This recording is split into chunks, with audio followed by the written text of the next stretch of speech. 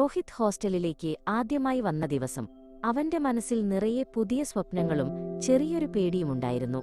വലിയൊരു മുറിയിൽ അവൻ തനിച്ചായിരുന്നു. കുറച്ചു ദിവസങ്ങൾ കഴിഞ്ഞപ്പോൾ ജയ് എന്നൊരു സീനിയർ വിദ്യാർത്ഥി രോഹിത്തിനെ പരിചയപ്പെട്ടു.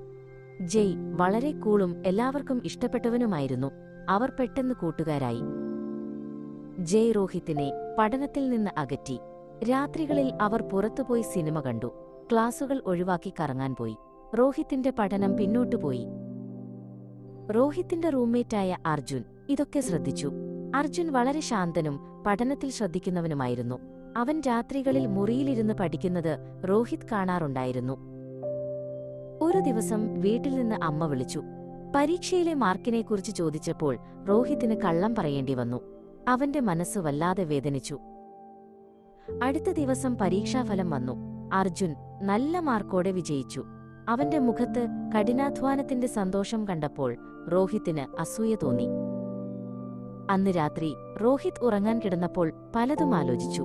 ജയ്യുടെ കൂടെയുള്ള സന്തോഷം താൽക്കാലികമായിരുന്നു. എന്നാൽ അർജുന്റെ ജീവിതം ശാന്തവും ലക്ഷ്യബോധമുള്ളതുമായിരുന്നു. പിറ്റേന്ന് രാവിലെ രോഹിത് ഒരു തീരുമാനമെടുത്തു. അവൻ ജയ്യുടെ അടുത്തേക്ക് പോയി തനിക്ക് ഇനിമുതൽ പഠനത്തിൽ ശ്രദ്ധിക്കണമെന്ന് തുറന്നു പറഞ്ഞു. ജയ് അത്ഭുതത്തോടെ അവനെ നോക്കി.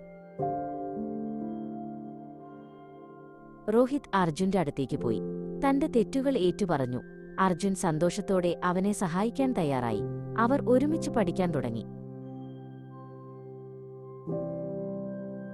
അടുത്ത പരീക്ഷയിൽ രോഹിത് നല്ല മാർക്കോടെ വിജയിച്ചു.